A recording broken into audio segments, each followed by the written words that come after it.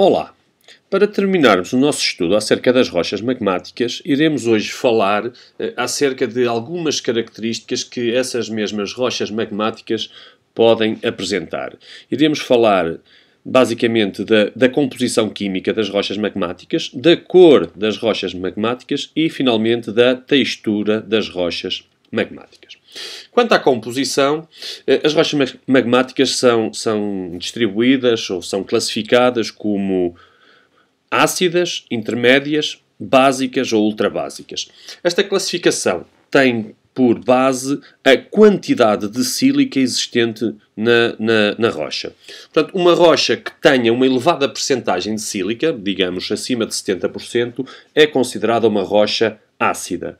Uma rocha que tenha uma percentagem de sílica na ordem dos 50% a 70% é considerada uma rocha intermédia. Uma rocha básica terá sílica nas quantidades de 45% a 50% e, finalmente, uma rocha que tenha menos de 45% de sílica será considerada uma rocha ultrabásica. Ora bem, eu comecei a minha apresentação por falar então da composição química das rochas, dado que essa composição irá agora influenciar, na maior parte das vezes, a característica que vamos estudar de seguida, que é a cor.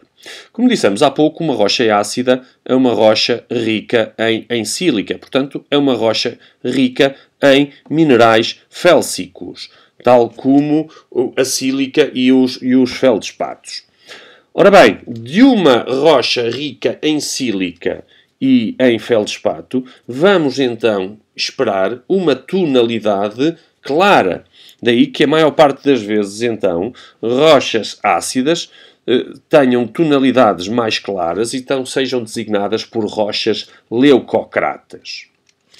Já as rochas básicas ou ultrabásicas são ricas em minerais máficos, como sejam então o magnésio e o ferro. Logo, terão, em princípio, tonalidades escuras. Daí serem designadas de rochas melanocratas. Pelo meio, temos então as rochas intermédias, que irão apresentar uma cor mais escura do que as leucocratas, mas mais claras que as melanocratas. Daí serem designadas, então, de rochas mesocratas quanto à cor. Relembro, ou não relembro nada, quero salientar, no entanto, que nem sempre isto é assim tão claro. Porquê? Porque imaginemos um magma ácido, portanto um magma que teria tudo para ir dar uma rocha leucocrata, mas que está contaminado com, por exemplo, óxidos de ferro. Estes contaminantes vão alterar a cor da rocha.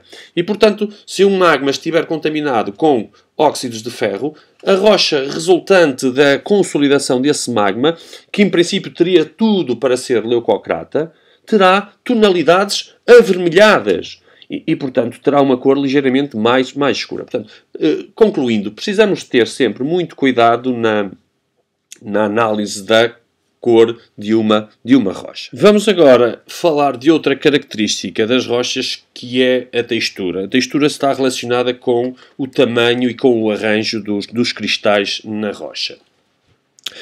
O tamanho dos cristais, em princípio, depende sempre do tempo de arrefecimento. Quando o arrefecimento de um magma é rápido, os cristais são pouco desenvolvidos ou mesmo inexistentes, no caso da textura vítrea. Quando o arrefecimento é mais lento, os cristais têm mais tempo para se formar e então terão maiores dimensões. No caso do programa do 11º ano, são consideradas as texturas afanítica e fanerítica. As texturas afanítica e fanerítica relacionam-se então com o tamanho dos cristais. Normalmente, então, numa textura afanítica, os cristais são de reduzidas dimensões. Na textura fanerítica, os cristais já são de maiores dimensões, o que reflete então já um arrefecimento mais lento. Vejamos então, se tivermos um magma basáltico a arrefecer, se ele arrefecer à superfície rapidamente, origina então um basalto, e o basalto então é uma rocha com textura afanítica, tem cristais de grão reduzido. Mas se a consolidação for em profundidade, vai originar então um gabro que já terá então cristais de maiores dimensões e serão tanto maiores quanto mais lento for o arrefecimento. Se tivermos um magma andesítico, e se esse magma arrefecer à superfície, portanto arrefece rapidamente, origina um andesito e os cristais serão pouco desenvolvidos. Se, pelo contrário, arrefecer em profundidade e lentamente, originará então um diorito. Finalmente, se tivermos então um magma riolítico, se ele arrefecer à superfície e rapidamente origina então uma rocha com textura afanítica designada de riólito, se arrefecer em profundidade vai originar então um granito, uma rocha com textura fanerítica. Aproveito, reparem, vejam aqui as diferenças de tonalidades entre rochas que foram então formadas a partir de magmas ricos em minerais máficos, como é o caso do basalto e do gabbro, que apresentam então uma tonalidade mais escura, melanocratas, e rochas que foram consolidadas a partir de um magma mais rico em minerais félsicos, como são o riólito e o granito, que apresentam então uma tonalidade mais clara, são então rochas leucocratas. Vamos agora então falar de um quadro resumo, vamos analisar um quadro resumo que reflete basicamente tudo aquilo que nós andamos a estudar ao longo deste tempo. Reparem, temos aqui neste eixo a percentagem de sílica, portanto a percentagem de sílica vai aumentar nesta direção. Portanto, quem diz sílica diz sódio. Não se esqueçam que deste lado vamos ter essencialmente plagioclases sódicas. Isto quer dizer então que se eu quiser andar para este lado, estou a aumentar o teor em ferro, estou a aumentar o teor em magnésio, estou a aumentar o teor em cálcio. Do lado esquerdo vou ter então rochas ricas em sílica, rochas ácidas. Do lado direito vou ter rochas ricas em minerais máficos, portanto vou ter rochas básicas. O nome da família das rochas advém da rocha que se forma em profundidade. Portanto eu vou ter as rochas da família do granito, eu vou ter as rochas da família do diorito e eu vou ter as rochas da família do gabbro. Reparem, só por curiosidade, não se esqueçam que o nome dos magmas vinha da rocha que consolida à superfície. Eu tinha magmas basálticos, magmas andesíticos e magmas riolíticos.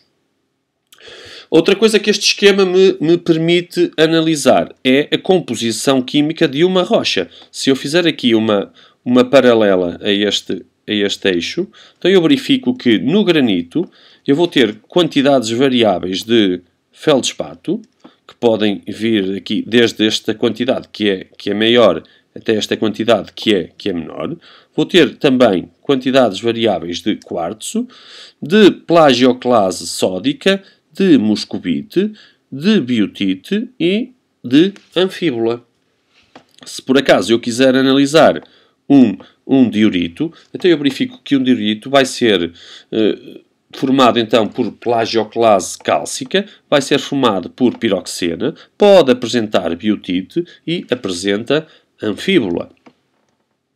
Reparem que se eu chegar aqui a este extremo, eu vou ter a formação de umas rochas chamadas de ultrabásicas ou designadas por ultrabásicas, são ricas em olivina, a maior parte da rocha é constituída por olivina, terá alguma piroxena, consolidando em profundidade originará então um peridotito, consolidando à superfície pode originar então uma comatite. Reparem na classificação quanto à cor, holomelanocrata.